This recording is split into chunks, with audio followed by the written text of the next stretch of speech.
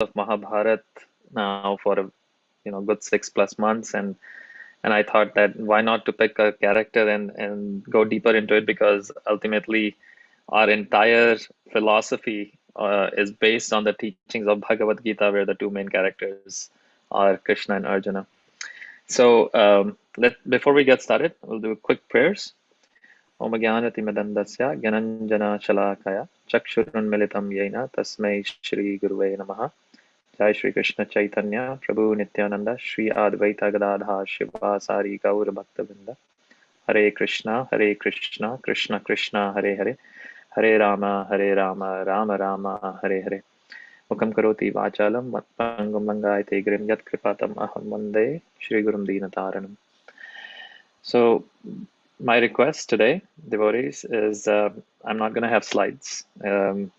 So many of you, if you are comfortable turning on your cameras, you can turn on your cameras. It becomes a little more personal rather than me just talking to a screen. And hopefully very soon we will all be in person.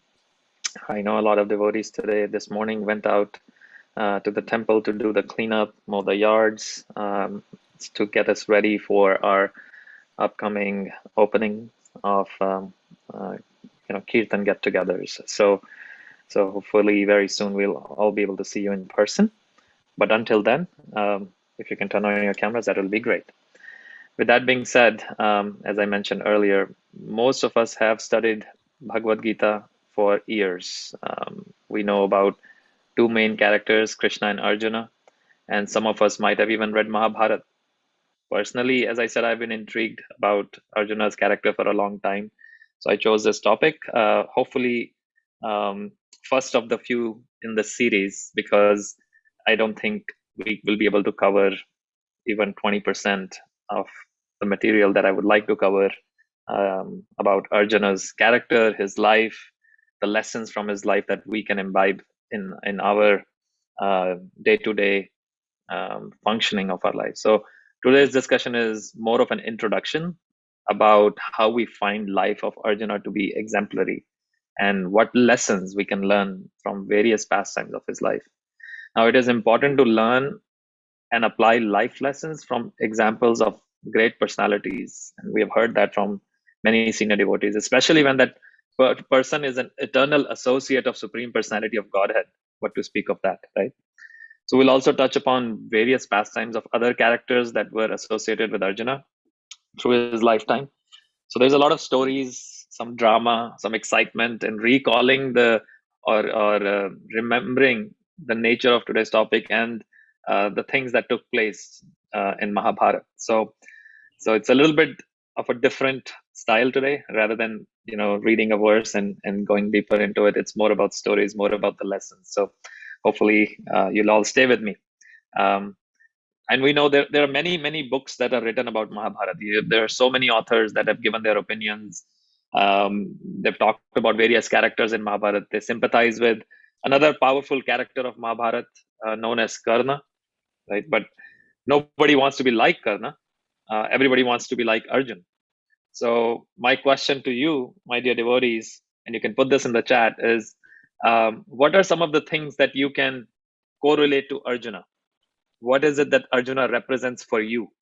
So, and this could be just adjectives. You can type them in the chat, and we can take a look briefly, and then I'll give 30 seconds for that. Vulnerability, wonderful. Be a disciple, 2.7, one of my favorite verses in Bhagavad Gita. Okay, anybody else? I know there are some Sunday school students here also from Govind Vidya class. I know you have been reading about various characters of Mahabharata. Something that sticks out for you? Humility. Very nice. Okay. Surrender to Krishna and Guru. Very nice. Okay. Compassion.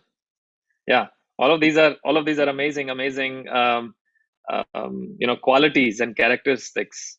And some of the few other ones for me is that Arjuna represents prosperity. He represents focus.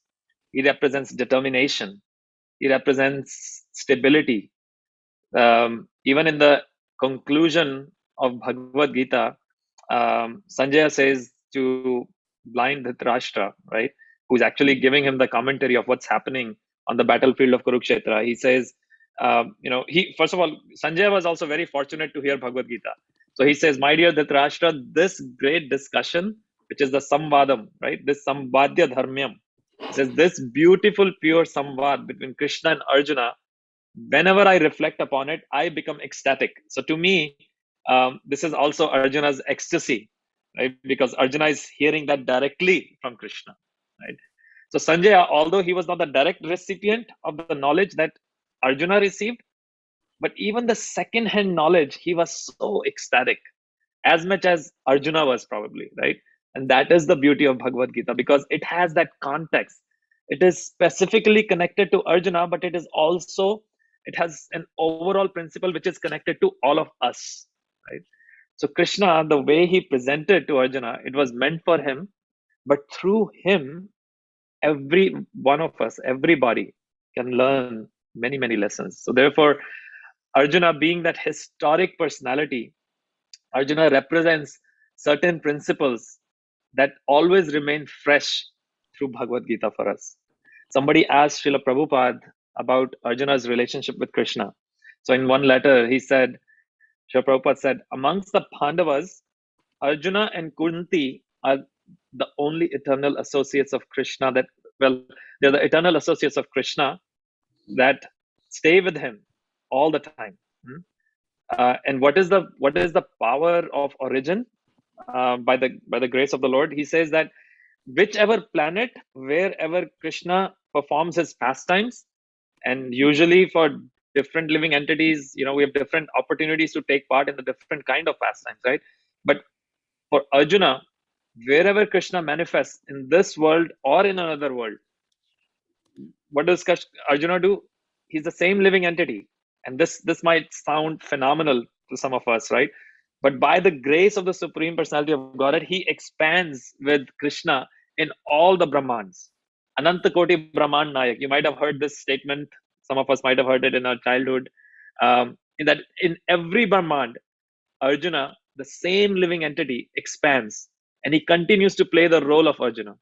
So, therefore, when we study Arjuna has two manifestations. One is the human manifestation, and the other one is a divine manifestation. So you must have heard of Nar and Narayan. In the third canto of Srimad Bhagavatam, when we study Daksha Prajapati, he had many daughters, and one of the daughters was named Murti. Murti in Sanskrit could also mean Akar, the shape or the statue. But Murti also is the substance of all qualities. Murtiman Swarup. So it is explained, Dharma is a personality. Dharma married the daughter of Daksha Prajapati, Murti. From them appeared Nar and Narayan. Nar and Narayan appeared. Therefore, Nar and Narayan are eternal associates. Therefore, when we go to Badrinath, what do you see in Badrinath's temple? I was there in Badrinath temple almost 20 months ago now. There is Arjun and there is Krishna. Both are performing their tapasya. But that same Nar Narayan, when they appear in this world, we call that phenomena as avataran. Avatar means what? Coming down, descending. And how does it descend? Avatar descends. It's beautiful because there's a harmony between the divinity and the humanness. Avajananti mam muda manushim tanum ashritam param bhavam ajananto mama bhuta maheshwaram. In the 9th chapter of Bhagavad Gita, Krishna says, right? Krishna appears in this human form, but he's not human. Though he performs all the activities of human being, including taking birth in the womb of Mother Devaki, including disappearing from this world. That is the greatness of the Supreme Personality of Godhead. The God of Sanatan Dharma, when he takes avatar, he follows the rule of the avatar to set an example. So Arjuna comes along with Krishna as Arjun. So therefore, studying and learning about Arjun is not only very auspicious, but it is very much confidence giving also. So that is another thing that Arjuna demonstrates, that he provides confidence. Manu says that every personality, according to their background, whether they're intellectual family, they might be administrative family, It's not based on position. It is based upon their varna, Brahmanical. Somebody's of a Brahmanical nature, somebody's of a Kshatriya nature, Vaishya, Shudra nature. It's all connected through the nature, the characteristics that we have. It's not due to the physical position, or the standing we might have in the society. So what does he say? He says to invoke that nature, one should name their children also accordingly. Brahmana's child should be named something that is connected to knowledge, something that is connected to stability, satisfaction. Kshatriya's name should be based on bal, right? The strength, like Balavanta, Shauryavanta. These are all Kshatriya related names, because nowadays we hear a lot of this energy healing, right? Positive thinking, right? Positive mindset. What do they call it? Motivational speaker. They come in and they bring that, positive thinking attitude to the leadership. We have a lot of leadership seminars that we have to attend in corporate, right? In the leadership roles. And one of the things that we do is, we bring these motivational speakers, and they're speaking about some arbitrary things to inspire people, how to lead people.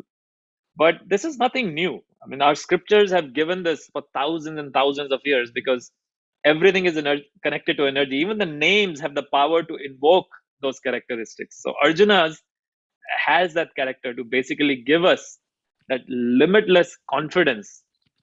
So therefore, Sanjay speaks to Dhritarashtra in the end, in the conclusion of Bhagavad Gita, Yatra Yogeshwaraha Krishno, Yatra Partho Dhanurdara, Tatra Shri Vijayo Bhutir Dhruva Nitir Matir Mama. He says, my dear Dhritarashtra, wherever there is Krishna, Krishna is the Yogeshwar. And what does it do to Arjuna? He gives vision to Arjuna. He gives clarity to Arjuna. Krishna does not act for Arjuna. Krishna just inspires Arjuna to act in a proper way. And one has to understand that the concept of God in Sanatan Dharma, which we follow, is that he does not work for you, but he inspires you to work in the proper direction. So therefore, Krishna is the vision giver to Arjuna. And Arjuna is the performer of that actions that he's supposed to do. So when these two combined forces come together, driving that chariot, right? Chariot of what? Chariot not only in just the battlefield of Kurukshetra, but again the chariot of life. If you have Krishna within you and you have the spirit of Arjuna, then there are greater chances of success. Actually, there is no doubt about success. Not only success, there is stability. Not only just stability, there is morality. Not only just morality, there is prosperity. Everything is there. But unfortunately, when Sanjay is speaking this, and Mahabharata shows this Arjuna's character, his activities, his success, his stability. Yatra Yogeshwaro Krishna, Yatra Partho Dhanurdara. Therefore, the information that Arjuna in the Mahabharata and other scriptures that is given is limitless. This just today's discussion, as I mentioned earlier, is just not going to be enough to talk about the glories of Arjun, right? Arjun is the main character. First, we have to understand his character. Before we can understand what he does, how he does, why he does that, and how we can imbibe those life lessons in our daily life, right? I think everybody knows that Arjuna's life was a very challenging situation, and Arjuna represents that character, that he creates that order in a chaotic condition. I mean, you see even the rest of the Pandavas, everybody brings different element to this, I would say, this quote unquote, the drama of their lives. But Arjuna is unique. He's very different. His thought process is very different, right? He doesn't panic, right? He doesn't panic. He doesn't get furious like Bhimsen, right? All the time when something goes wrong, right? His life is not a stage performance. His life is always on the battlefield that is going on outside and within. But he's equipoised. So therefore, Krishna told Arjuna in Bhagavad Gita in the 8th chapter, Tasmat sarveshu kaleshu mam anusmara yudhyacha. There is yuddha. What is the yuddha for Arjuna? Yuddha is real, like very real battle that he fights, right? But for us, yuddha is very symbolic. Our youth could be in the kitchen cooking. For Prabhus, maybe cleaning the sink. Our youth could be in the school if you're going to school or college. Our youth could be in the office place. Huh? Our youth could be within ourselves, conflict within us. Should I do this? Should I do that? So Yuddha is specific, but Yuddha is also a principle. So what did Krishna tell Arjuna? Tasmat sarveshu kaleshu mam anusmara yuddhya cha. There has to be a war. There has to be smaran. So Arjuna is extremely qualified in doing that.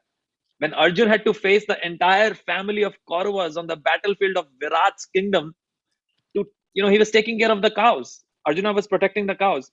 And the Kauravas had stolen those cows. So when Uttar Kumar saw the army, he was totally lost. He could not handle that. It's like when one has to get a job, we do all sort of things, put up a nice resume, put up everything in that resume. I can do this, I can do that. I have experience in this, I have experience in that, etc., etc. Sometimes in overconfidence, we say things.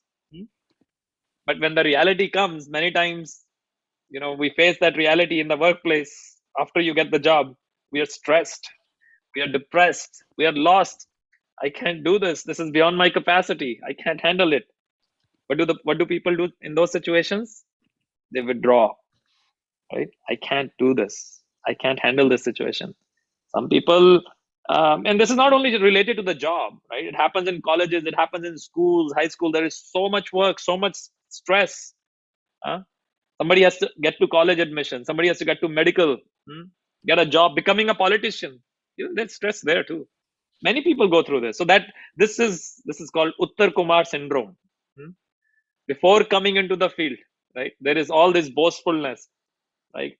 Maybe in the hallways of the schools, cafeterias of the workplaces, office workspace, chat groups, people meet each other. There is all this boastfulness. But when you come to the battleground of reality in life, you become despondent.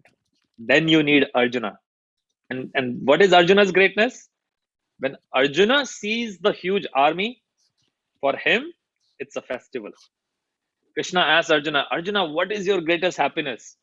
Arjuna said, Krishna, just like a newborn calf, it's a mother's milk or a fresh grass, that's that's the excitement for the calf,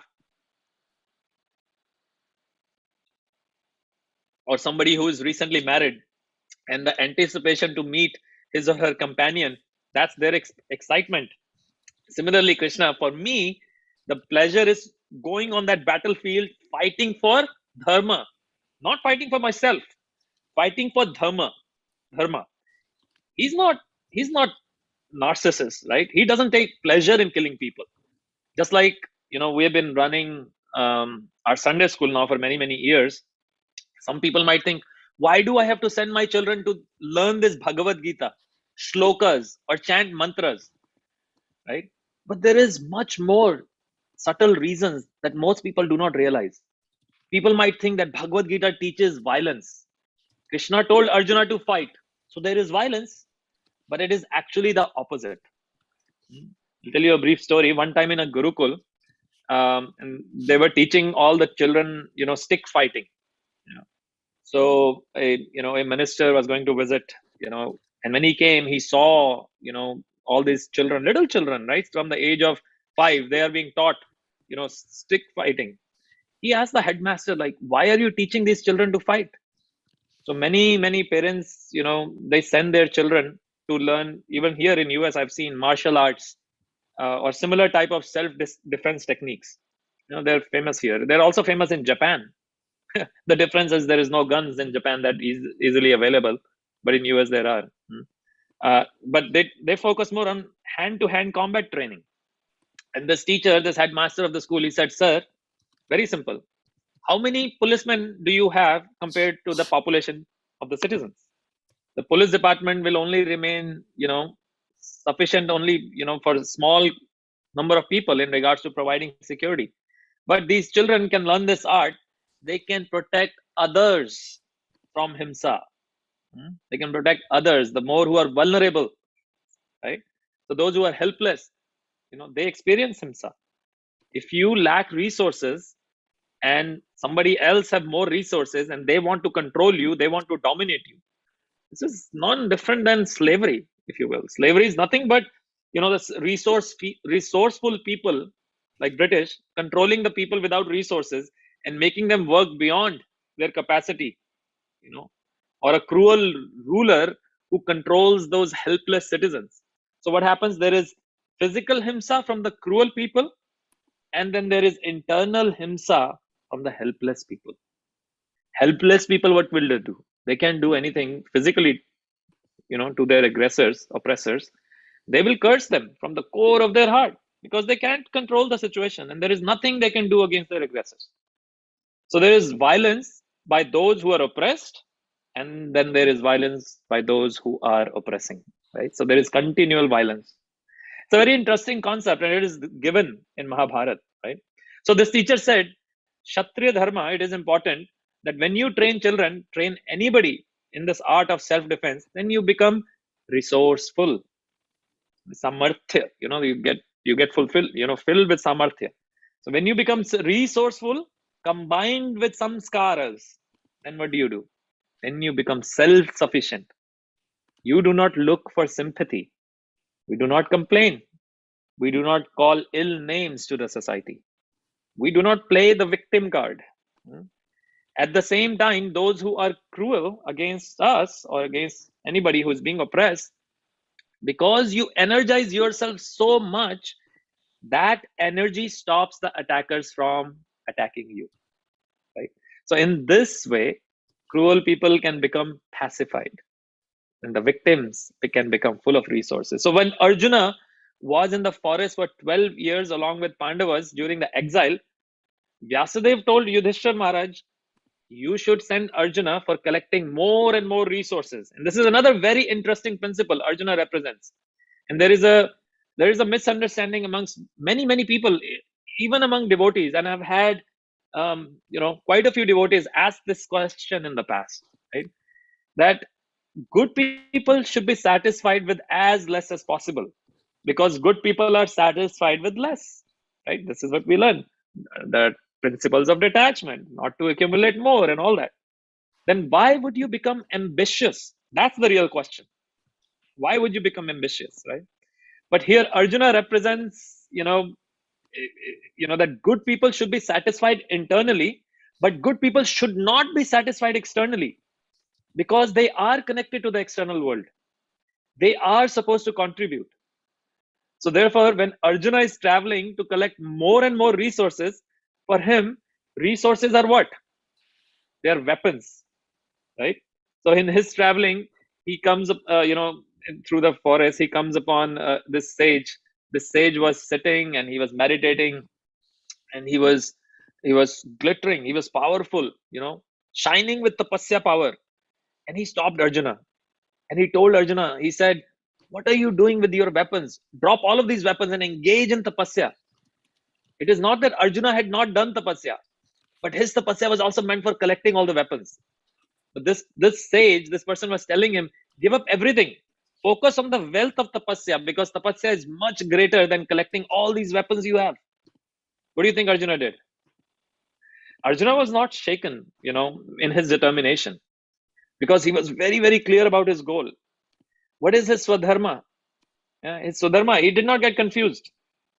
And he paid all respects to the sage. The sage was very much empowered to convince Arjuna. But Arjuna said, no, my goal is to become resourceful so that I can stop those who are having resources for a wrong reason, like Duryodhan and his party. The sage was very pleased with that answer. The sage revealed his identity, and he was none other than Indra. He said, I was just testing you. And it was him, Indra, who told Arjuna to go and collect the Pashupat Astra from Lord Shiva. Right? So we'll not rush through all these things, but there's more to it. Maybe we'll come back to it in the next session about how that happens. There are wonderful pastimes there also.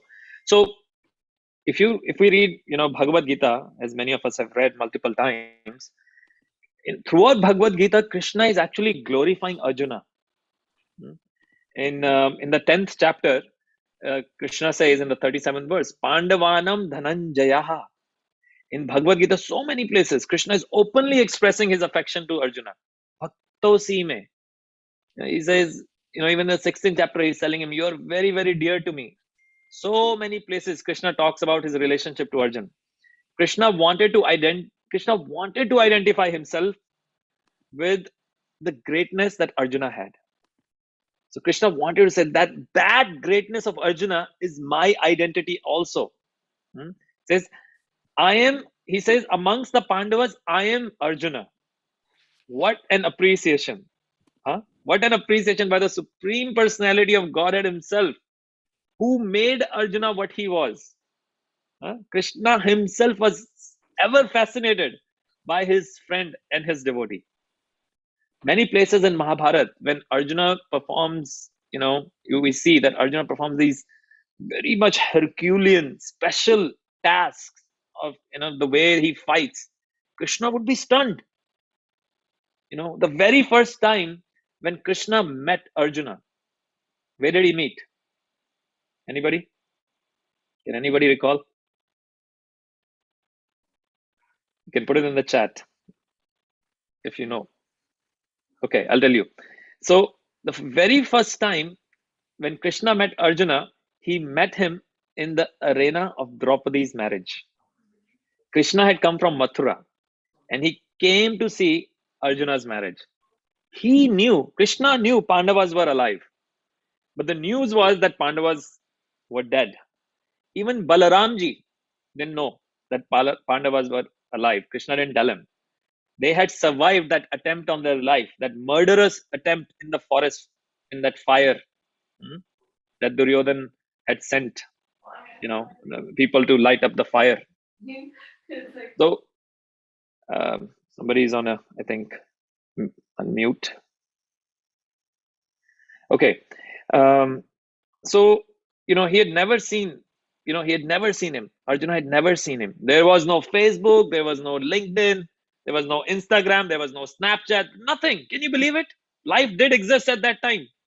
Once upon a time, none of these things existed. World still worked. World still existed without these things. Arjuna had never seen the Lord. But when he saw Krishna, Arjuna recognized. He recognized instantly. And he took permission.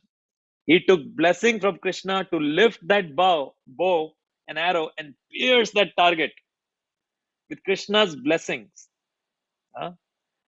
What do you think Krishna was doing at that time?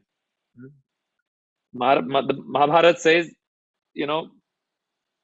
Bhagwan prem se apne haath mal rahe the. As if he himself was competing in that arena.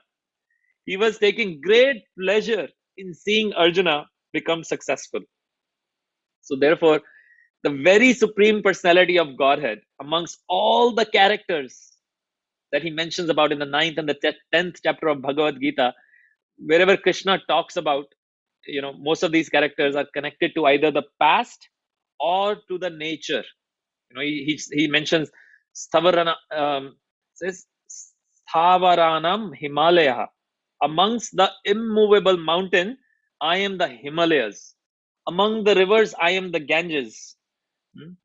Vedyam Pavitram Omkara. Amongst the letters and the hymns of the Vedas, I am the Omkar. Mriganam cha mrigendro aham. Amongst the animals, I am the lion. So in this way, Krishna talks about the nature. But you rarely find Krishna speaking about the present people, somebody in the present. And to say that I am amongst the Pandavas, I am Dhananjay. You can imagine what must have happened to Arjuna. He is speaking to Arjuna. And that is the relationship of Krishna with Arjuna. Not sure if, we'll cover that relationship aspect of it today, because that is also very, very fascinating. And, but Arjuna, he became famous for his intelligence also. And this is, again, directly from Mahabharata, right? Which tells us about Arjuna's ability to respond in difficult situations. His specialty was to thrive in the most abrupt situation. orderliness we talked about, right? Amongst the chaotic situations, he was calm, he was equipoise, he was embodiment of orderliness. But when orderliness, I'm talking internally as well as externally, right? But at the same time, orderliness, what it does to us, it makes us lazy, right? When things are put in difficult situations, unfortunately, most people like to be very orderly. They like to be very systematic. They like to be very planned. And if anything comes up all of a sudden, they cannot react intelligently. Hmm? If you study carefully nowadays, also people are trained to be skillful, extremely skillful. There's a lot of professionalism everywhere, right? Especially in the corporate world. But what they fail to recognize, because there is so much orderliness, they never experience surprises which lead to failures. Even now, I've noticed over the last few years, we go through this leadership trainings where they teach us fail fast methodology. Hmm? Because they realize that everything always is not going to be successful, and we have not tasted failures as much because we always plan in advance. And if something comes all of a sudden, we are like, I don't like this, I don't want to, I don't know how to react, so I don't want to be part of it, right? But that is the nature of the material world. Life is designed as such. Surprises do come. Padam padam yadvi padam natesham. And when surprises come, what happens? We fall like the cards. There is failure, there is disappointment, there is stress. We get buckled down under undue pressure of surroundings around us. We might be exceptionally good, skillful at what we do, but unfortunately, what the modern world has created in the professional excellence or even sports excellence is the case of Karna. Hmm? And what were Karna's statistics? There was no victory when it mattered in the real battle. But what was Arjuna's character? Arjuna has a great ability to thrive in the most difficult situations. Therefore, when Krishna, when he begins the Bhagavad Gita, it is not that Arjuna needs to learn. Arjuna knows, he has gone through this his entire life. Krishna begins in the second chapter, in the 14th verse. He says, Matra sparshas tu konteya, sitoshna sukha dukkhada. What does that say? It is not simply the change of seasons. It's not just winter storm, then ice storm, then hailstorm, now rainstorm. We've had all of this here. We can all put it on our resumes of the life in Texas. It is the change of events he's talking about. The turnover of the events is so fast. We saw all the 4 seasons in less than 7 weeks in Texas. The turnover of these events is so fast and furious that in the business world, within 5 years these days, things become obsolete. You don't find Sony tapes, DVDs, Blu-rays. Anyone? Huh? You don't find cameras. So much now, even the small cameras, the handheld cameras, they've gone redundant, obsolete. Nobody uses. We have these, iPhones which have, 3, 4 cameras in it. So when the things are moving so fast with great velocity, to thrive in such changing conditions, that is what Krishna is talking about in that verse 2.14. Matra sparshas kanteya. For a philosopher, it is a change of situation. For a professional, it is a change of business. So you can learn so much from that just one verse. So that was Arjuna's greatness, to thrive in the changing situation, because from very early childhood, he experienced that. All the Pandavas, they were born in a forest. You can imagine on I think it was the 14th year of his birthday. 14th year of his birthday. They're about to celebrate his birthday. What happens? He loses his father and Pandu's wife Madri, essentially his mother. And Kunti is left alone. And from there, they have to perform the cremation. They have to come to a new place called Hastinapur. Getting into Delhi politics is nothing new. It has been going on for 5,000 years. When Pandavas came, what do they face first thing when they come to Hastinapur? Today, Kejriwal doesn't let anybody come. Same thing it was going on at that time also. They were not welcome there. Bhishma Dev is surprised. There is a question in his mind, why are they here? That's true. When Pandavas were born, Arjun was about 14 years old, or maybe entering into 14. Yudhishthir Maharaj must have been 15 and a half or 16. In those 16 years, you don't hear anyone coming from Hastinapur to meet the Pandavas. No Bhishma, no Dhritarashtra, nobody came. Hastinapur is closer to Himalayas. And it is a responsibility of the family of the Kurus to take care of their own children, do all the samskaras, but nobody came. On the other hand, Kunti's brother, that is Krishna's father, Vasudev, he sent, a Purohit from Mathura. Kashyap Muni came from Mathura. He came to this forest in the Himalayan mountains. He performed all the samskaras which Pandavas had not received. They were already born for many, many years. So he did all the various samskaras. Nobody came from Hastinapur. And when the Pandavas came to Hastinapur, what happens? The Dhritarashtra and the party, they spread rumors. The original fake news. Again, nothing new in the 21st century of populism. The fake news was, there at that time also. The fake news was that the Pandavas are actually not judicially connected to Kurukula. They have no connection to Bharat Kula because they are not born of Pandu Maharaj. So they spread this fake news everywhere. Now imagine now these young children, they're coming there and they're hearing this Bhishma, but Bhishma Pitaman, he knew they are bona fide children because that's the way Dhritarashtra and Pandu were born. The same way. So they could not be cancelled now in this also cancel culture that we have going on, right? They could not be cancelled. They cannot be invalidated. But still, Bhishma, he did not speak anything about this, he didn't stop the Kauravas from doing any of that.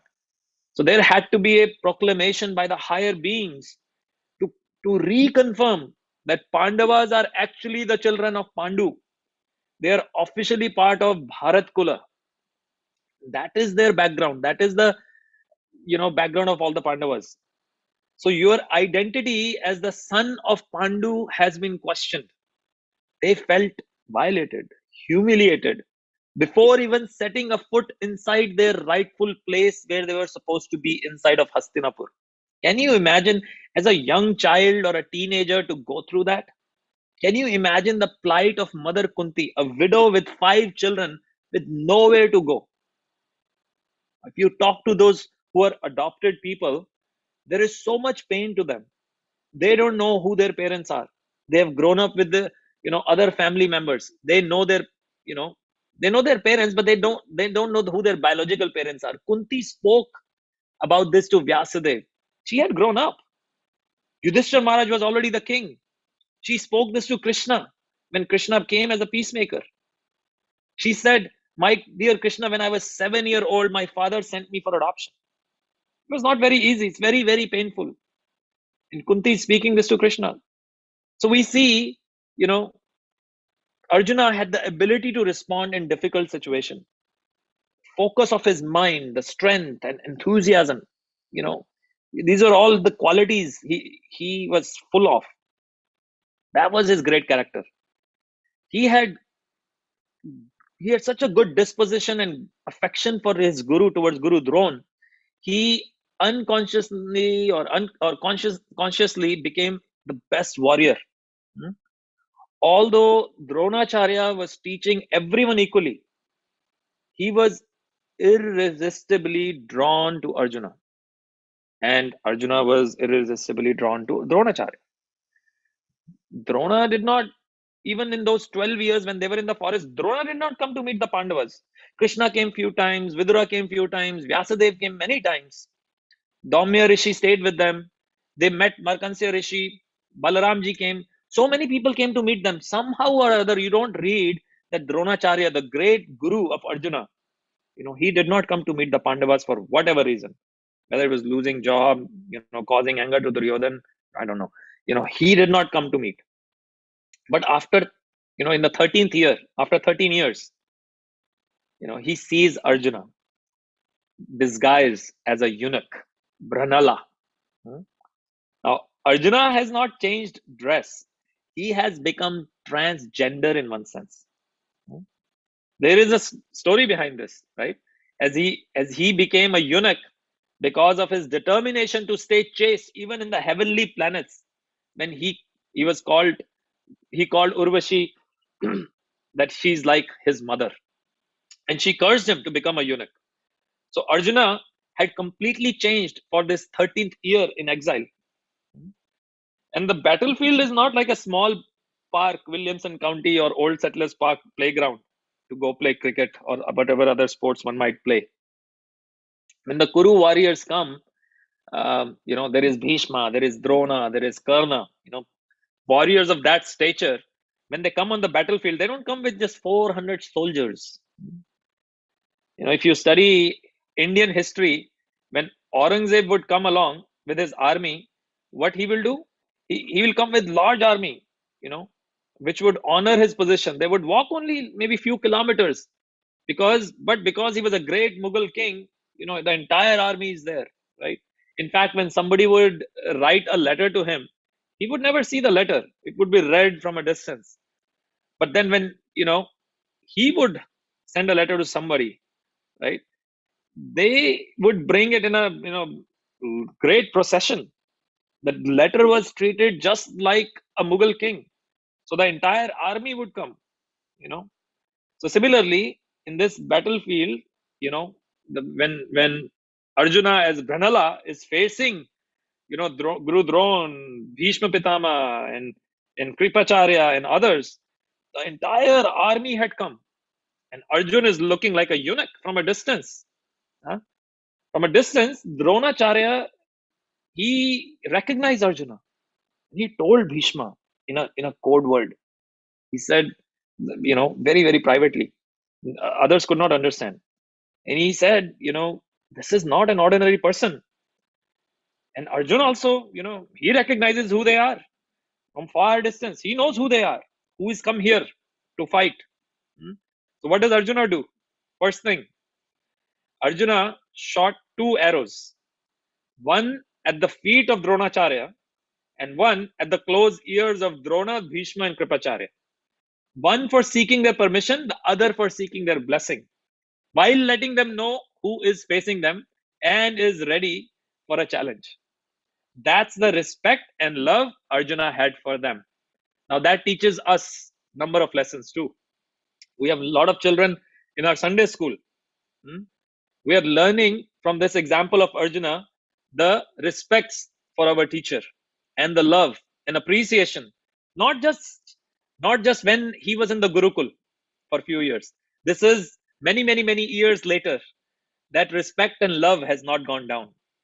Many of us are still in touch with our teachers from back in our middle school, high school days. So this is the respect and love that he had for his teachers, for his elders, that we can learn from. So Drona also had same love for Arjuna, but he did not practically exhibit it. Arjuna had tears streaming down his face as he got darshan of his loved ones, specifically Drona and Bhishma. Drona also had tears, but he never could show them, right? So that was his, Arjun's this irresistible attraction towards Guru Drona. My dear friends, learning is a journey, and it concludes in when we apply what we learn. Applying and learning are two different things. From seeing Bhishma to killing him was a continual journey with so much drama and dharma sankat to Arjun. Many times when we make some mistakes or somebody makes a mistake, we decide that, okay, I or they will not do this again. But we fail to recognize the conditioning of making mistake has become such a part of our lives. It does not go away immediately. It takes time. And it's it happens over time. So when we study Bhagavad Gita, Krishna teaches to Arjuna, and he concludes. What did he say in the conclusion of the Bhagavad Gita to Arjuna? He said, Arjuna, I have spoken this knowledge to you. You can decide whatever you want to do. Krishna did not impose. And what did Arjuna say? He said, Krishna, all my moha, it has gone by your grace. All my attachments are gone. I promise you, I guarantee you that I will execute everything what is supposed to be executed. Arjuna is speaking this. He gives his word and he executes. And what was that point which triggered Arjuna's lamentation? Why Arjuna did not want to fight? He always took pleasure in fighting. That made him happiest because he was fighting for Dharma. But why was he despondent? Particularly because he had to fight with Bhishma and Drona. He could not gather the strength to shoot arrows at them. He preferred running away from the battle again. And that shows that whenever there is a toughest decision that has to be taken, we sometimes try to walk out of it. We procrastinate. We feel that something else should happen.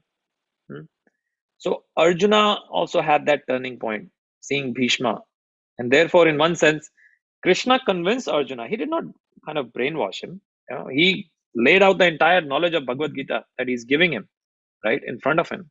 He told him, you cannot avoid these situations, right? You can avoid it today, but you cannot avoid it tomorrow. So we also have to realize we cannot run away from situations that face us. We have been put in such a situation for a reason. So Krishna tells him, this is inevitable for you. You have a choice between doing your dharma or your intense affection towards Bhishma. And how long it took him? It took him 10 days. It took Arjuna 10 days to make that decision on that battlefield of Kurukshetra. It is not that he was not competent to bring down Bhishma on the first day of the battle. But every day when he would see Bhishma Dev, he would fight less and less because his emotions would take over. That would not make him act properly as per the Kshatriya Dharma, right? On the ninth day, imagine the ninth day is going on, and Bhishma is like fighting ferociously. He's killing people left, right, center.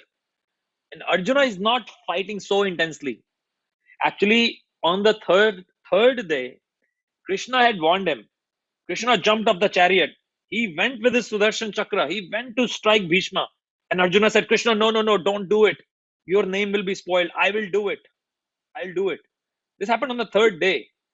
From the third day to the 10th day, it's like an entire lifetime on the battlefield.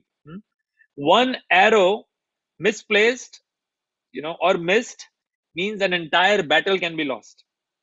This happened in even in recent history compared to the how the history of Mahabharata 5,000 plus years ago. In the recent history of India, right, the second battle of Panipat, some of you who went to school in India, you might recall the second battle of Panipat was between Hemu and Akbar. Now, Hemu was very, very powerful, but that one arrow struck into the eye of Hemu. He was also known as Vikramaditya. If some of you don't remember Hemu, Vikramaditya, many of you might remember. That one arrow that got stuck in the eye of, there was shot into the eye of Vikramaditya, it changed the entire course of the entire history of India. That was about 500 years ago, 1530s or something, mid 1500s. So if you study that era of history of India, the Panipat battle, nobody imagined that Vikramaditya could lose. He was very, very powerful warrior. But that one archer in Akbar's army, he struck his eye, Hemu collapsed. Entire army lost its confidence, and rest is history. The Mughals came and invaded India. It started just before that, but that's the key battle that is often cited as what changed the course of the history of India. So we understand one single arrow is so important as well.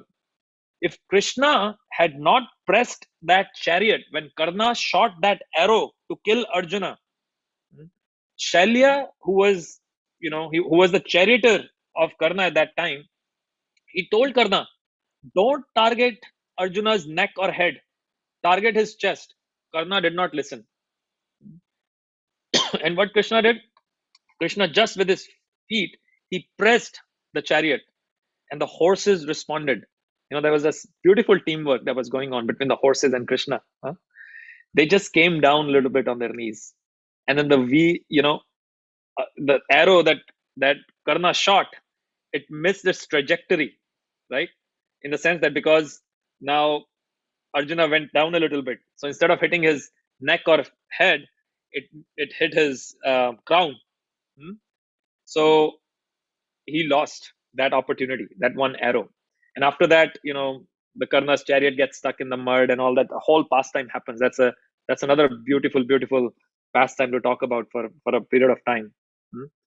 So, we don't realize that one arrow in the history, can change the history. And Arjuna was not doing anything to Bhishma for first day, second day, third day, fourth day, fifth day. It's a height of inefficiency and incompetency. It's not like he was incompetent. He was just, he was into an emotional depression. He was into an emotional depression. So on the third day, when Krishna jumped off the chariot and Arjuna stopped him, that evening, Yudhishthira Maharaj tells Krishna, I think I should just go to forest. I still have my pran. My brother is not going to fight. Let me just go to forest. So then again on the fourth day, fifth day, sixth day, seventh day, eighth day, ninth day, it was a fierce battle.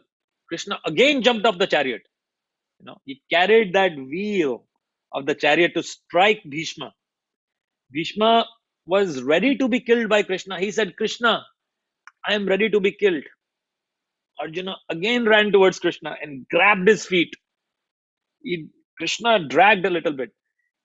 Arjuna was shouting, Krishna, don't do this. I promise you, I will kill him. Don't do like this. I don't want your name to be spoiled. I guarantee you. And Krishna stopped.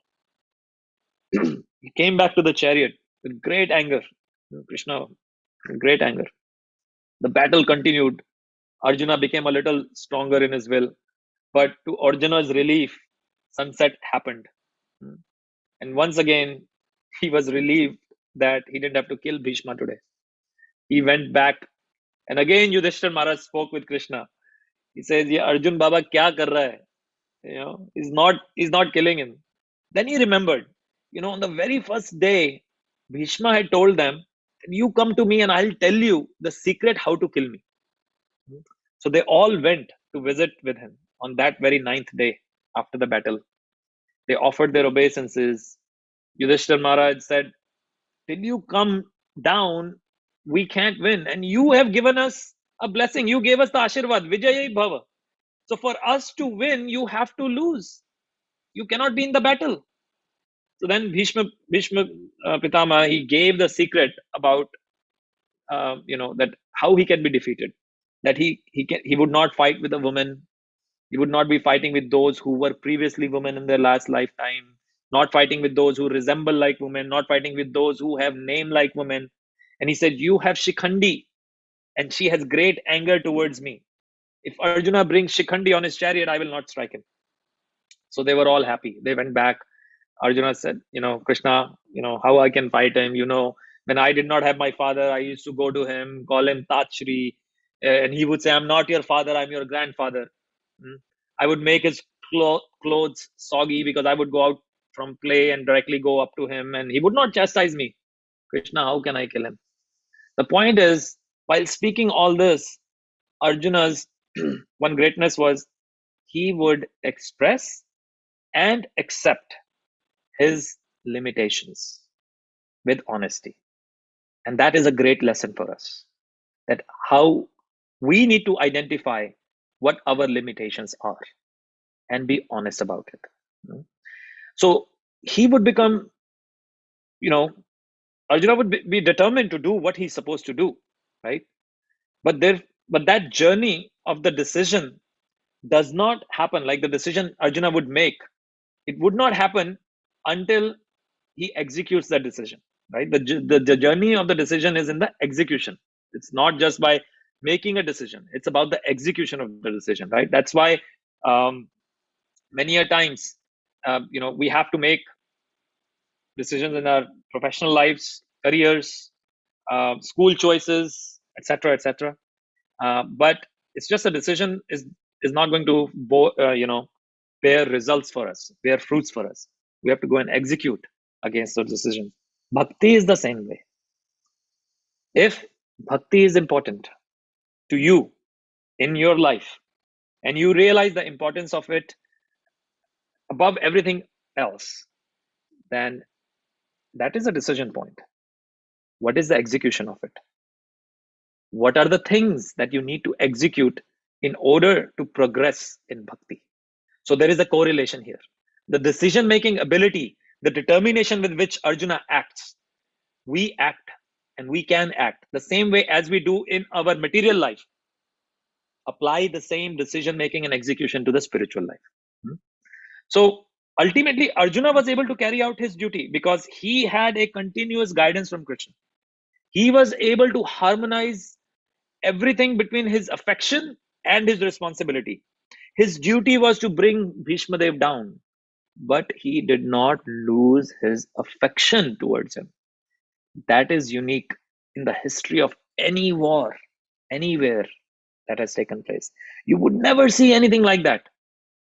So, in fact, those who practice Sanatana Dharma, they do not fight the enemy, they fight the ideology.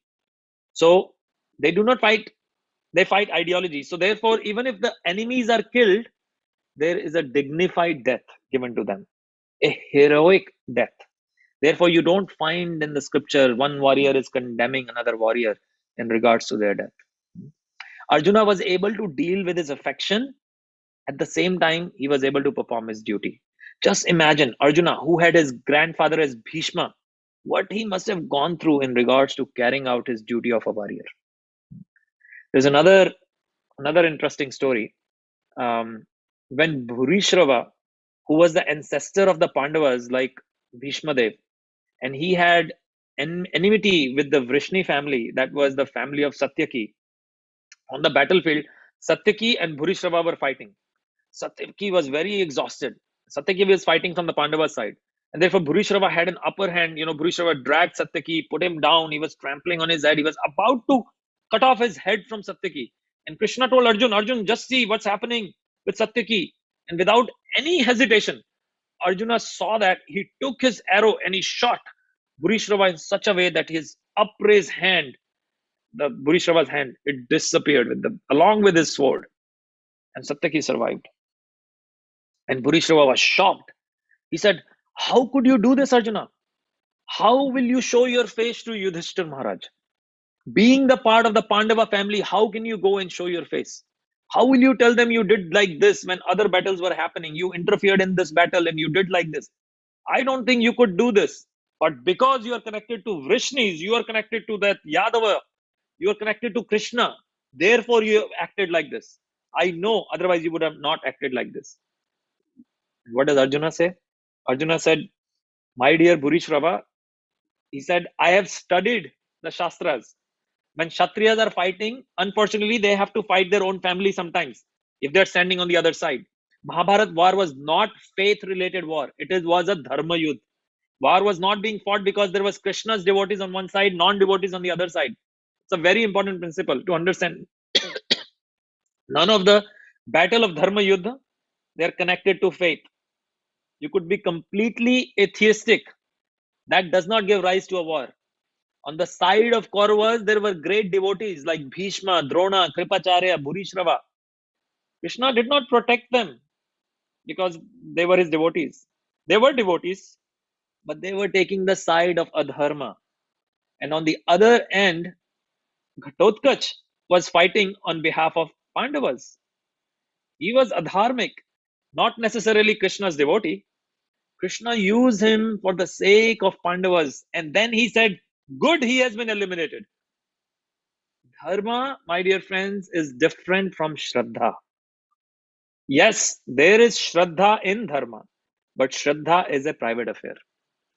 You don't make people demon just because they don't believe in what you believe. It is a very, very interesting and important principle. Shraddha is a private affair.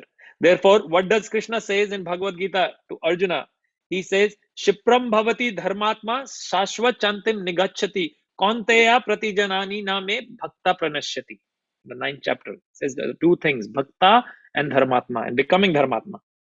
It is Krishna's special reciprocation for his devotees to make them dharmatma. If a bhakta is not dharmatma, like Bhishmadev, he was a bhakta, but he was not dharmatma. So what did Krishna do? Krishna removed his connection with adharma. Krishna removed the connection of adharma from Dronacharya also, because dharma is connected to the external world and bhakti is connected to the internal world. So it's a very, very interesting, very, very important principle. So we see that, when this happened, Arjuna is telling Bhurishrava, I have studied the Vedas, I know the Vedas very clearly, my dear Bhurishrava, what can I do? While establishing dharma, you are supposed to fight for, if I have to fight my own relatives, unfortunately, and Satyaki had taken the responsibility of protecting me, just like he had taken the responsibility to protect me, it becomes my responsibility to protect him.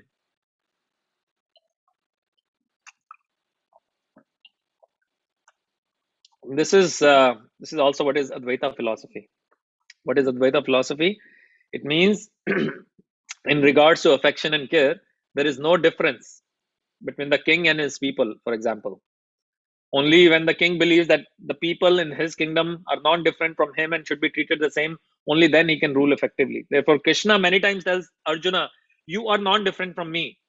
You are my very soul. I am your very soul. Ekatva principle he talks about. Arjuna says, Arjuna says to Bhurishrava, Satyaki is like my very own limb. How can I simply watch him being killed? He's exhausted, he's tired, you're killing him. And why are you saying that I am killing you? What happened? Did you forget what happened yesterday? Abhimanyu was tortured and slaughtered by 6 of you, including yourself. Was there any rule then? Was there any law? He was also helpless. So Bhurishrava could not speak anything. He sat there in meditation. He was a great personality, doing Vishnu Puja and all that. And then Satyaki saw the opportunity. He was not supposed to do, but he ran with his sword and chopped the head of Bhurishrava as Arjuna was trying to stop him. And then what did Krishna do? On the battlefield itself, Krishna recited similar mantra which Lord Rama recited for Jatayu. He said, my dear Bhurishrava, go to that place, that land of Amalavati, where there is no Mala. Go to that land of Vaikuntha. He sent him back to the spiritual world. So, another interesting story from Bhagavatam first canto comes about thriving in difficulties. Just like Arjuna, they're thriving in impossible situation. There is this episode. Bhagavatam describes it a little bit differently. We all know Ashwathama, son of Dronacharya. He had killed all the sons, 5 sons of Pandavas. In the middle of the night, he slaughtered them. Mercilessly, brutally. After killing the 5 sons of Pandavas, when Pandavas got to know, Draupadi was crying. She was weeping. She had lost her father. She had lost her brothers. Now she's lost all her 5 sons in a cold-blooded murder. Not on the battlefield, but when they were resting in the night time. Draupadi was wailing. She was crying. And Pandavas are grieving. Bhima is furious. Arjuna promises her, I'll bring the head of Ashwatthama. And Krishna, he's going along with Arjuna and he says, Matam pramattam unmattam suptam balam striyam jadam prapannam viratham bhitam na ripam hanti dharmatvit. There's a person who knows the principles of religion does not kill an enemy who is careless, who is intoxicated, who is insane or asleep, afraid or devoid of his chariot. Nor does he kill a boy, a woman, a foolish creature, or a surrendered soul. Very interestingly, in the very next verse, Krishna says, a cruel and wretched person who maintains his existence at the cost of others' lives deserves to be killed for his own well-being. Otherwise, he will go down by his own actions. How beautiful that is. Krishna is speaking equivocal words. Why not to kill and why kill? So when Arjuna brings Ashwathama alive, Draupadi says not to kill him. Why? She says he is a Brahmana. When Draupadi experienced attempted disrobing in the assembly of Kauravas, she told Krishna, I want punishment to the Kauravas. She wanted all of them to be killed. She could not forgive for her dignity being challenged. But when her sons were killed, brutal murder of all the 5 sons, you can imagine? She's a Shatrani. She's in such a pain. It's a very important principle. Pain does not give rise to necessarily revengeful attitude. But when your dignity is questioned and challenged, it is very important that justice has to be given. So it is not that Draupadi was revengeful. She wanted justice she wanted justice at any cost. So Draupadi says, he's a Brahmana, our spiritual master. Father exists in son. Yudhishthira Maharaj answered that question for Yaksha. What is the soul of a man? And he said, it's a child. So she said, he still exists in his son. And Dronacharya's wife, Droni, she did not go sati because her son was still living. Oh, my dear Lord, she says, I don't want to see Droni cry. Just like I am crying, let him go. Let him go. Can you imagine the compassion and intelligence of Draupadi? Even in such a difficult situation, I don't think any of us have faced such decisions in our life. So Krishna, he said, a friend of Brahmana is not to be killed. But if he is an aggressor, he must be killed. So there seems to be a contradiction here, right, in those 2 verses. So you have to fulfill your promise to your wife, right? He's telling Arjuna. But you must also act to the satisfaction of Bhimasen and me. What did Bhimasen say? Arjuna, kill him. Kill him. Draupadi said no. Yudhishthira Maharaj said no. Nakula Sadev said no. Krishna and Bhimasen on one side, everyone else on the other side. And Arjuna has to make a decision. Arjuna has to make a decision. So what does he do? Sutta Goswami says that Arjuna could understand the motive of the Lord by those equivocal orders, right? Because remember, Lord Krishna accompanied Arjuna when he had gone initially to kill Ashwathama, but he brought him alive. So what he does is, with his sword, he severed both hair and jewel from the head of Ashwathama. And Srila Prabhupada explains the contradictory orders of different persons, especially our authorities, are impossible to carry out. So there's another lesson. If we as practicing devotees have doubts, we approach our Shiksha Gurus or Diksha Guru for advice. But we should be careful not to go to too many people asking for the same things. Otherwise, it will cause more confusion in our own minds and we will not be able to progress in bhakti. So in this scenario, a compromise was selected by Arjuna by his sharp intelligence, and he separated that jewel from the head of Ashwathama. This act was as good as killing a Brahmana. Shastra says when you punish a Brahmana verbally, that is as good as killing him. Thus, being insulted, the humiliated Ashwathama was simultaneously killed and not killed by the intelligence of the Lord and Arjuna. So this is the specialty of Arjuna, to be, his ability to act in such a way that both parties are satisfied. Even remember the battle with Drupad. In that battle, what happened? What did Arjuna do? He captured Drupad. While capturing Drupad, he fascinated Drupad about himself.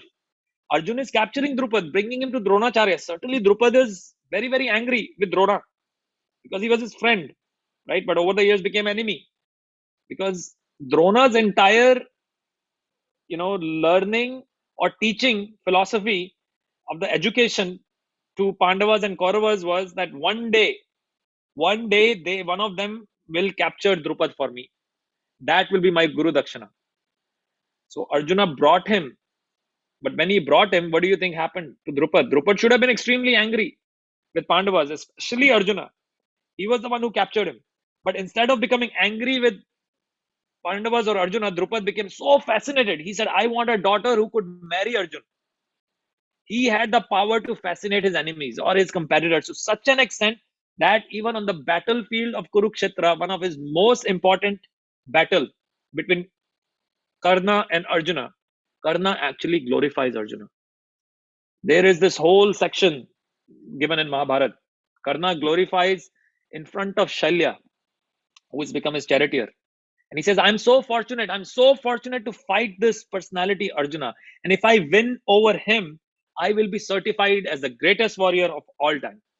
He knew the greatness of Arjuna. So he's feeling that if I'm so fortunate to fight a duel with Arjuna. But as he became, Karna became a little bit, famous over the, over the time, the modern authors have made him even more famous than what he deserves, because there are things that he did which were against dharma. But the point is about the greatness of Arjuna, that his competitors whom he was fighting were also, in awe and fascination of Arjuna. So that is a foundational character of Arjuna. Always responding positively in a difficult situation. How he responded when Drona, in surprise, asked who will capture Drupad even before he started training the Pandavas and Kauravas. You don't find somebody asking Guru Dakshina before education is complete, right? That happens nowadays in the coaching classes today. You have to pay them in advance. But in that time, it was not the norm. But Guru Drona asked Guru Dakshina before. He asked, who amongst all of you will capture Drupad? He was not ordinary. Drupad was not ordinary. But Arjuna instantly said, I will capture. At that young age. And because Arjuna spoke with such a confidence, Dronacharya developed that seed of affection, which eventually became like a banyan tree towards Arjuna. There was an abrupt test, later on also. And these are the stories you might have heard. He gathered all these students. He said, who amongst you will kill that bird on that branch of the tree? Of course, it was an artificial bird.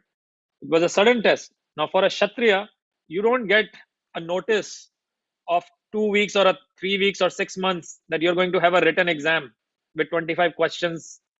15 will be multiple choice, 5 will be subjective, 5 will be essay type. No, that we get today in the modern day world.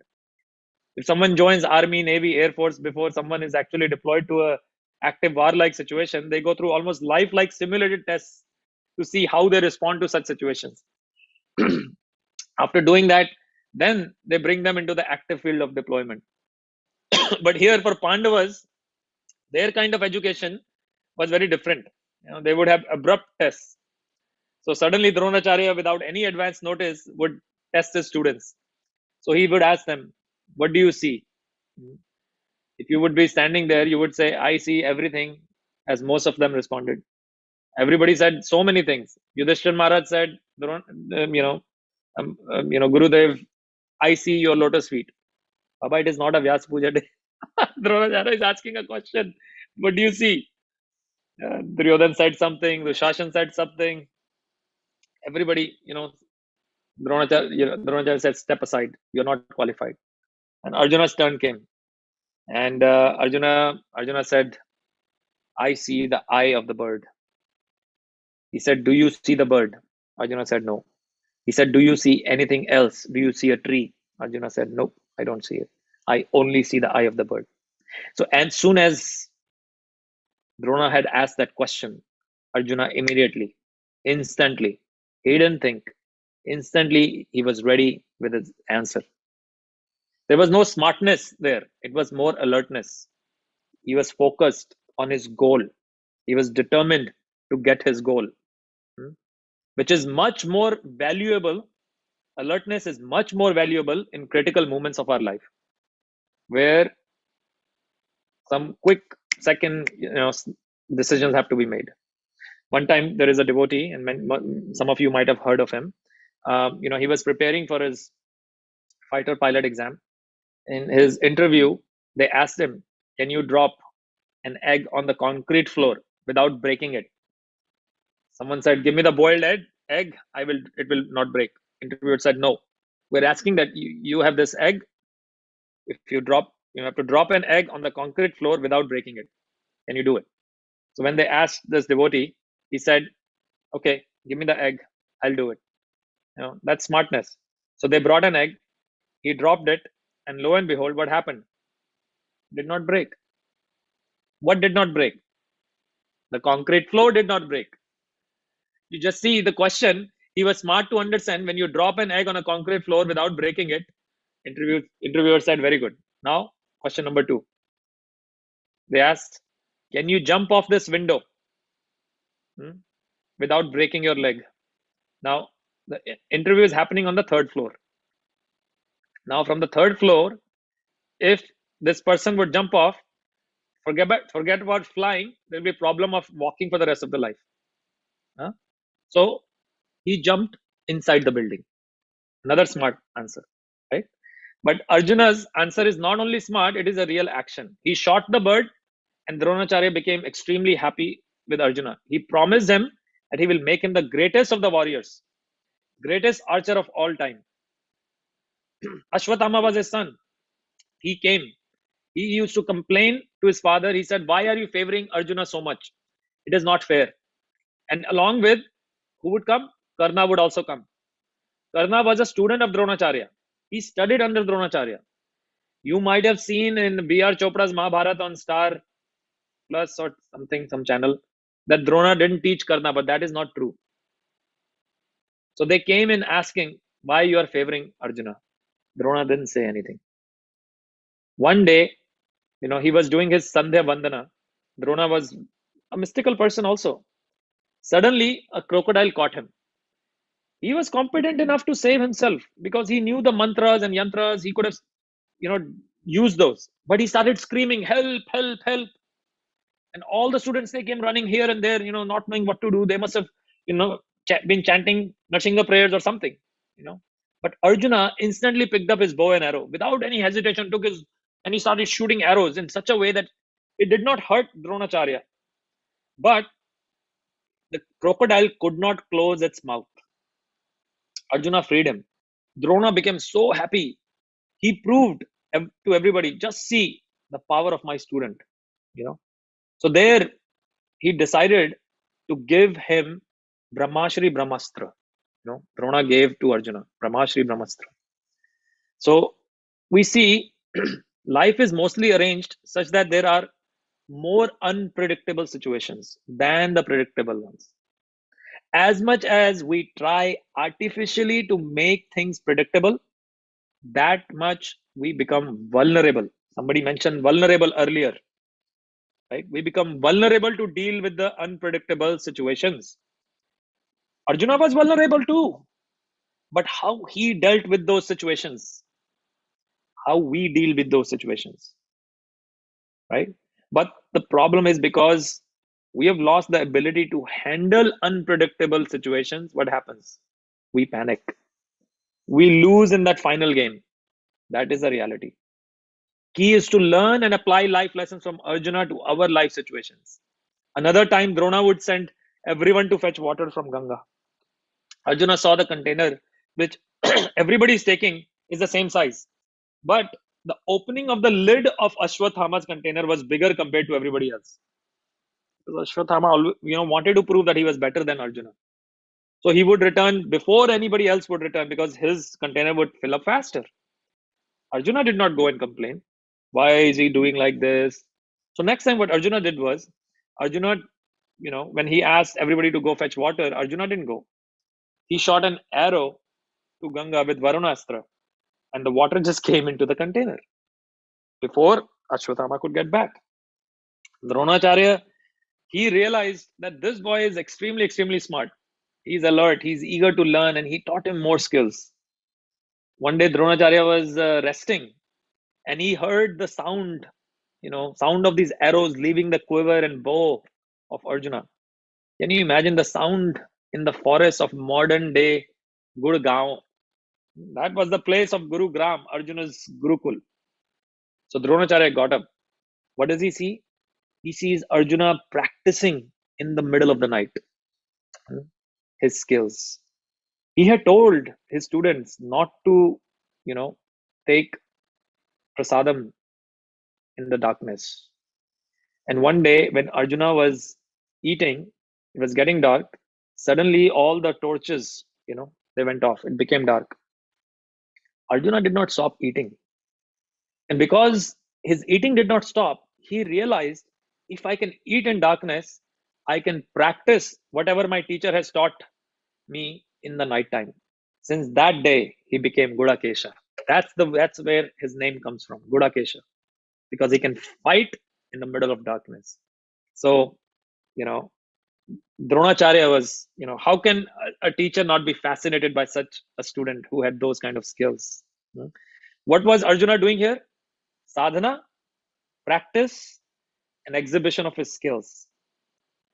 Exhibition requires limitless sadhana. What does sadhana do? Sadhana gives you that facility to respond in the challenging situations. Practice, what does practice do? It helps you to demonstrate what you have learned in a conscious event where you know what you're supposed to do. That's why we chant every day, Hare Krishna, Krishna Krishna, Hare Hare, Hare Rama, Rama Rama, Hare Hare. So practice, sadhana, exhibition is a combination of our daily practice.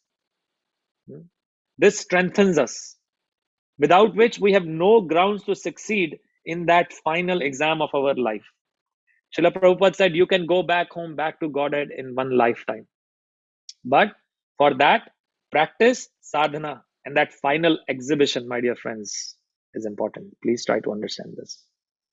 So Arjuna was trained in sadhana, and therefore in the exhibition match, apparently Karna did better than Arjun. When you read Mahabharat, Vyasadeva doesn't make any partiality to Pandavas. He doesn't say because the Pandavas are, my people, I would, show them, I would never show Arjuna being minimized. Another interesting story. Arjuna was promised by Drona that he will make him best of the archers. And suddenly, Ekalavya shows up from nowhere. And he exhibits this amazing skill of shooting the arrows in the mouth of a dog without making it bark and without killing him. Arjuna is shocked. Everybody is surprised to see this. And just innocently, as a student, it is but natural. It is very important here to understand that Arjuna displays weakness. Vyasadeva has no hesitation to express that. Arjuna felt little threatened, but he was very young. He is who is remembering the words of his guru, that he will make him the best archer, but then sees somebody else exhibiting superior skills. It is, it is just human nature to feel threatened. And he was very young also. I know we have come up to the top of the hour. Do we have a few more minutes to just finish off today, or we can continue next time? Prabhuji, you have a couple more minutes. Okay. I'll try to rush. Thank you. So, Vyasadeva has no hesitation to tell, about the weakness of Arjuna here. So how is that, so Arjuna comes to Dronacharya, he says, how is it that he's better than me? Don't we question or feel the same way sometimes? Srila Prabhupada explains, even in the higher realm, Kunti also felt a little bit threatened by Madri when the twin sons were born. Similarly, we have seen Kaushalya chastised Dashrath Maharaj when Lord Rama was sent to forest. It is a natural tendency of human nature to express the pain. But they did not let that turn into a demoniac nature. When Arjuna lost Abhimanyu, he lamented. You can't expect him not to, but he again rose, right? Sometimes because of this incident with Ekalavya, Arjuna, is made a Khalnayak, or saying that Arjuna never expressed any weakness.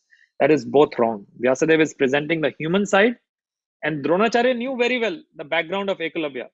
Dronacharya knew that this person is learning the knowledge but not using it for the right reason. Ekalavya represented a system that was not based on the principles of Vedic norms. He didn't represent harmony. uh, he knew, Drona could see it. He had this dur-drishti, far-sightedness about Eklavya. Srila Prabhupada said, modern education means you are forced to work under others. Independence to work freely for yourself gets lost in that. So Ekalavya represented that system, that threatening that principle in which true warriors are supposed to act. Arjuna's principle was, I give you protection, you come to me. I give you freedom, but to live in your own way. Chanakya Pandit, Mahabharat repeatedly says that an administrator should not become more powerful than the people. A government should not become more stronger than the people whom they govern. So the purpose of government is to give freedom to people to become self-sufficient. We see, Britishers came, they banned so many things in India, Bharatnatyam, sword fighting, sari producing, fine arts. People banned them from making their cotton. So this Air Force, not Eklavya, represented that principle of threatening the existence of like a government, right? So Drona realized that he can do a lot of damage. So he asked him to cut his thumb, give it to me. Same way in the battlefield, Krishna celebrated death of Ghatotkacha, who was one of the favorite sons of Bhima. He's the first child of Pandavas. Everyone loved him very much. He had helped Pandavas a lot in the difficult times. But when Ghatotkacha was killed, what do you think Krishna did? Krishna celebrated his death. Arjuna was shocked. Krishna, what are you doing? He said, Ghatotkacha is our child. You're celebrating his death. I don't understand. Rather than lamenting, you're celebrating. Krishna said, you fool. You don't realize. Krishna said, Arjuna, to make you win, how much I had to organize everything. I had to keep Shishupal here, just Jarasandha here, Eklavya here, Karna here. Just imagine if all of them had come together to fight you. I kept them divided. And then he said, I killed Ekalavya out of the battlefield. Then Krishna told Arjun, for me, it is not my relationship with people because they are my family member or friends that I'll show more affection. For me, it is all about dharma. For me, it is satya. For me, it is forgiveness. For me, it is forbearance. For me, it's transparency. Wherever these things exist, that's where I reside. That is my identity. And because this Ghatotkacha, even though he was your family member, he was a conscious, organized opposer of dharma. He was opposer of the Vedas.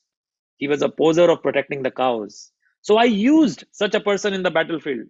And through him, Karna's defeat was finalized because he lost that Shakti weapon that could have defeated you. And then Krishna said, if Ghatotkacha was not killed today, I would have killed him. But we also understand because of this, Ghatotkacha attains the heavenly planets. So Krishna is very transparent here. It is not because they are my family member, therefore they are good to me. I am good to them.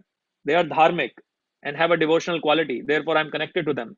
So if we exhibit the qualities of righteousness, follow the path of Sanatan Dharma, remain honest to ourselves and others, practice our daily sadhana, offering water to Tulsi daily, chanting our rounds every day, rising early in the morning, taking prasad, and not feeding on karmic food stuff, doing deity worship daily, then Krishna will reside with us.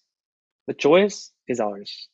So therefore, Krishna wanted Yudhishthir Maharaj to be the king because Yudhishthir Maharaj had the courage and the liberty and freedom to say, you grow as much as you want because that is the purpose of life. To relish your freedom in order to become full of knowledge, full of bliss, and full of eternality. So that is why Krishna says in Bhagavad Gita, dharmasya, yada yada dharmasya. When Krishna establishes dharma, what does he do? He establishes this kind of dharma where one becomes free to follow the Vedic principles and not become reckless. And Arjuna is an eternal assistant of Krishna, helping Krishna to give us that freedom to grow in such a way in our bhakti. So we will stop here. Sorry for going a little bit over time, but today was just the introduction of this series. Hopefully we will continue about finding our Arjuna, and hopefully you're able to drive some lessons from today's pastimes and the character of Arjuna. Thank you very much. Hare Krishna. Thank you, dear Ramajay Prabhu, for such a fabulous class, giving so many new pointers into the life of Arjuna. There's several incidents that happened in his life, and how we can draw lessons and apply in our life, in our path of bhakti. Especially when the Duryodhana and Karna in our heart becomes dominant and Arjuna becomes dormant, how we can awaken Arjuna in us and become successful. Thank you very much again. And dear devotees, at this point, if you have any questions for Ramajay Prabhu, please unmute yourself and ask your questions. Any questions or any reflections, realizations anybody want to share? Please feel free to do so.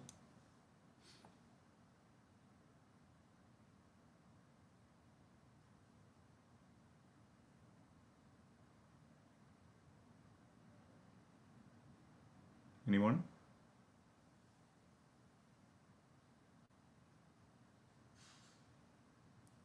So it looks like.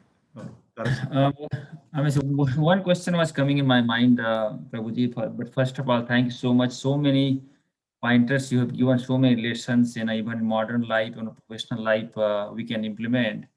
But you mentioned about, unpredictable situations, how Arjuna responded. And in modern times, especially in the being in the IT field, so many things, kind of pre-programmed. We make, orderly things, advance. Everything is kind of, in fact, in professional career, if you present something which is unplanned, so people even do not like it. They kind of oppose it. Oh, I say, ye kya theory, you are bringing inside from nowhere.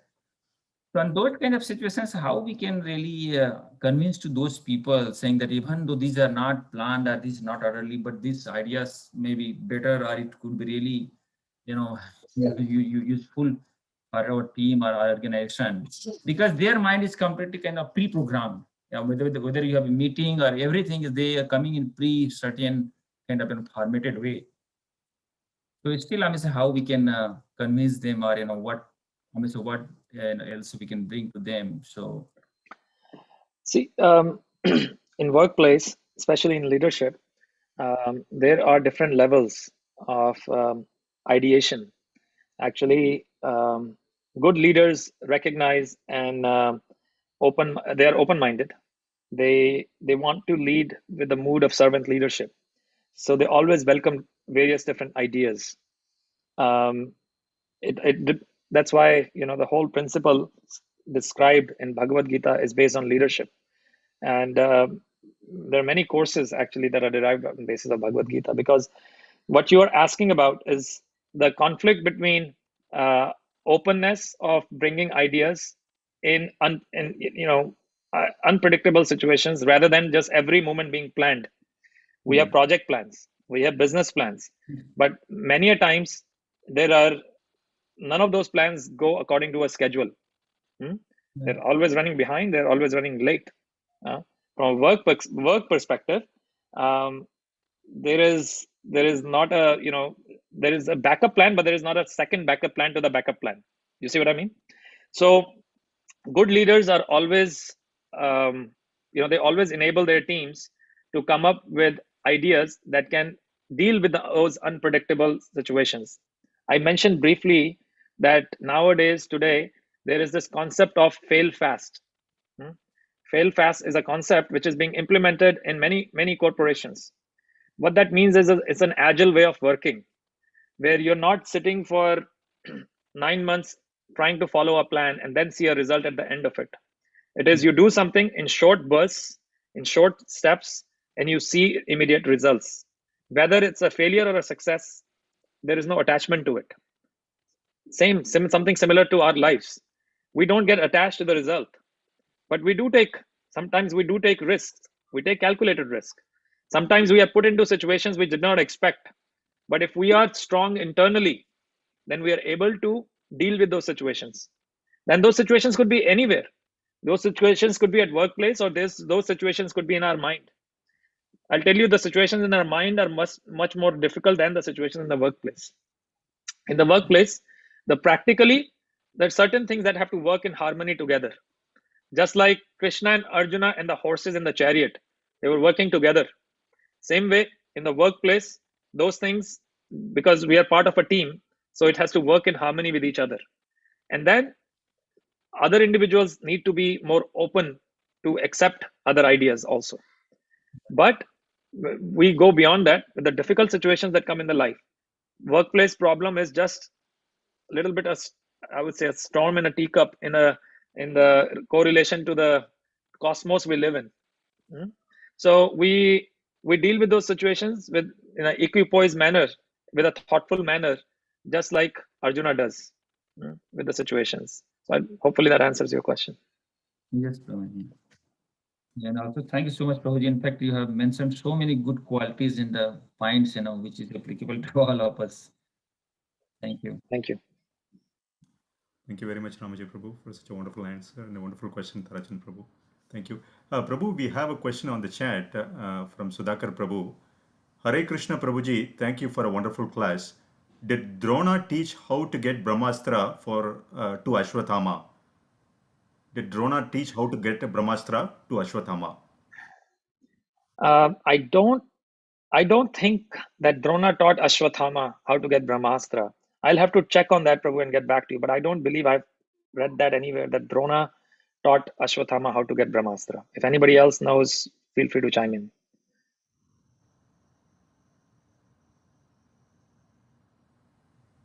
Vaikunteshwar Balaji Prabhuji or Vaman Hari Prabhuji, do you have any insights on that, or anyone else? Krishna Prabhu, thank you very much for a very beautiful talk. It's very enlightening, also seeing all the perspective, and also it teaches us as to how we should be very critical about taking steps when we run into problems. Regarding this question about Aswattama, I think Aswattama was not able to stop that Brahmastra that he sent. So he didn't know the mantra to stop it. But I don't know what exactly. I don't think that Dronacharya taught him anything like that. Yeah. Now I remember. I think I remember. He observed. I don't believe he could. Yeah, you're right. You're absolutely right. He could not stop it. But Ashwatthama was. I don't think Drona directly taught him. I think he either heard or it was indirect knowledge to him. It was not a directly taught skill to Ashwatthama from Drona. He could fire the Brahmastra, but he did not know how to withdraw it. Right. Anyway, very, very nice. I think he was in the womb. I think he was in the womb of his mother, maybe. I think that's what it was. I'll have to check on this. But I think Dronacharya was maybe speaking to his wife, Droni, about this skill. And he heard, but then, she went to sleep or something. I think it was that, and he could not hear the remaining part of it. That's why he could not stop it. I think that was what it was, or maybe I'm mixing the story of Abhimanyu. One of the two. I think it's Abhimanyu. Yeah. We'll have to check on this. Acharya's wife's name is Drupi, is what Padmavati is telling me. No, Krupi. Krupacharya's sister, Krupi. Whatever. Also known as Droni because she's Drona's wife. Drona's wife, right. Yeah. Yes. Yeah. Thank you very much. Hare Krishna. Thank you. Hare Krishna. Thank you very much, Vaikunteshwar Balaji Prabhuji and Ramajay Prabhu. And there is another comment, Ramajay Prabhu. Thank you, Ramajay Prabhu, for a very insightful and interesting class and offering very practical tips for our day-to-day life from Krisha.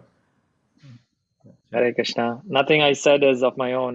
Whatever I've heard from senior devotees, I've just repeated or tried to. Hare Krishna. Well, thank you all devotees. If there are no more questions, we can go to announcements. Once again, thank you, Ramajay Prabhu, for that spectacular class. I'm going to go ahead and share my screen, devotees, for announcements.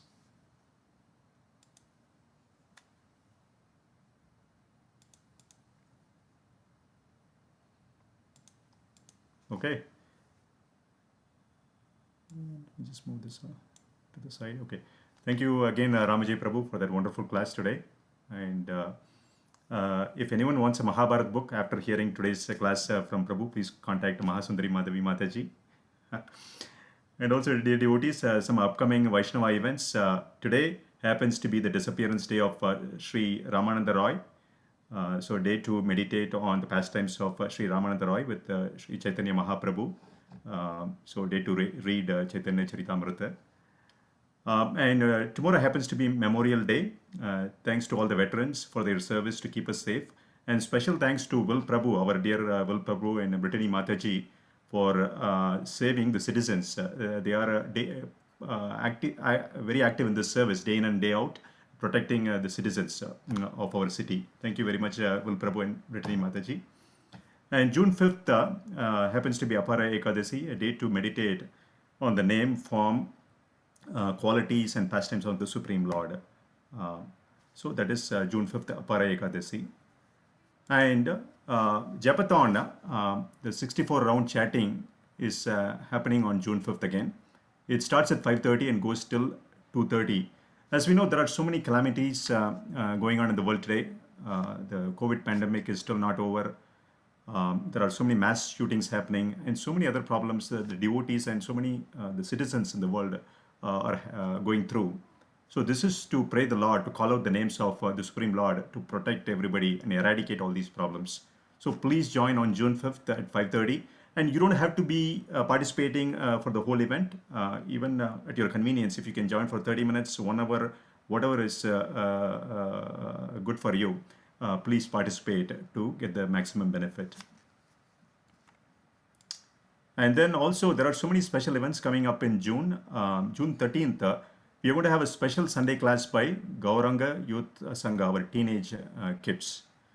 So our teenage kids are very special, and anybody who have listened to their previous classes can vouch for that. And even if you haven't listened, please attend next class and you will get to know that. They are so special.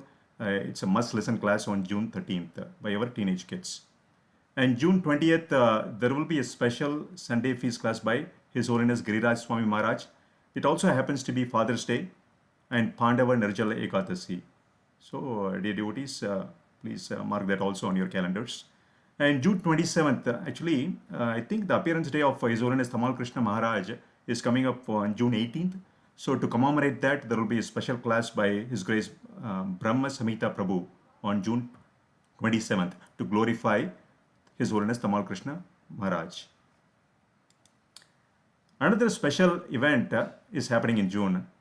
I'm sure all of you are waiting for this, and I am also waiting. So we are going to be opening our temple first time after 462 days of lockdown. So we are going to be opening it on June 12th for a small kirtan program, 5:30 to 8 o'clock. This is Saturday evening. So we're going to start doing it like every other Saturday from 5:30 to 8. And after that, we want to do it like every week, depending upon how things go. And then gradually open it for Sunday as well.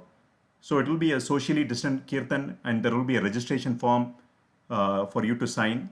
So we are thinking about like starting with like maybe 10 to 12 families at the most, like 30, 35 people, and then gradually increase as we go.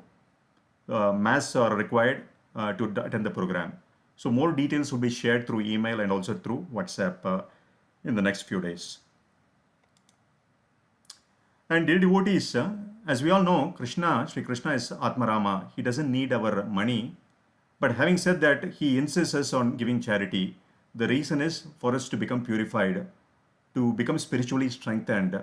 So once we become purified, then we understand, okay, everything belongs to Krishna, and it is my duty to use everything in the service of Krishna. So in that aspect, our fundraiser for Akshaya Tritiya, we have raised so far $7,990. And out of this, 30%, $2,397 will go to COVID crisis, to support the COVID crisis in India. So thanks to all the donors, we fall at your lotus feet and humbly thank you for your contributions.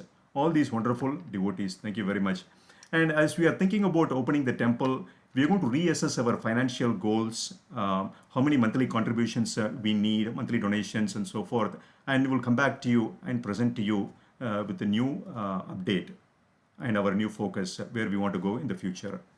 But again, thank you very much all the donors for your kind donations.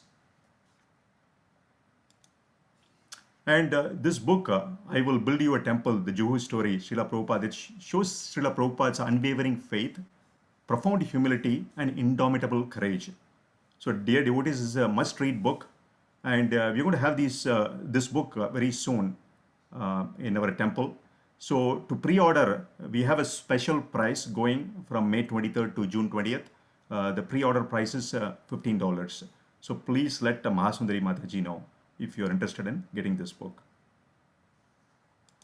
With that, there is a Sankirtan update. Mahasundari Mataji or Roop Sagar Prabhu, would you be able to give Yes, us Prabhu, Hare Krishna. Yes. So just again, as we announced last Sunday, we've been placing these racks around town, and we placed over 15 smart racks. We are looking for some help in case any devotees are visiting some of these stores. Please make sure to take a look, take some pictures, let us know how the racks look like. If the books are kind of disheveled, please put the books back in place, and let us know. We have events coming around the corner, so please join our team. The other announcement is that we have a mini USPS set up at our home right now, and we can dispatch books to your friends and family. Many devotees in our congregation have already availed of this service. We have sent Bhagavad Gitas to their friends and family across North America, and we can continue to do so. If you have a Gita that you'd like to send to someone, just let us know, and we'll be happy to take care of shipping it for you. Thank you, Prabhu. Thank you, Mahasundari Mataji, for the wonderful services yourself and Roop Sagar Prabhu are doing. And dear devotees, the daily japa sessions are going on from 5:30 to 7 every morning. As we know, Krishna's material energy is very powerful. To combat that, we need Krishna's spiritual energy. So to start the day on an auspicious note, to become equipped with the right to meet your challenges every day, you need to start with japa. So please join us every day from 5:30 to 7 at your convenience. And with that, we are also requesting prayers for everybody that is suffering through the COVID crisis all over the world. And also to some of our congregation members, Giridhar family, mother of Manoj Prabhu, mother of Omkar Prabhu, mother of Haridas Varya Prabhu. So we will pray sincerely to the Lord to protect all these families. With that, we will go to Shamapriya's house for Narshinga prayers. Thank you all devotees. Jai. Shampriya, whenever you're ready, we can start the Narshinga prayers.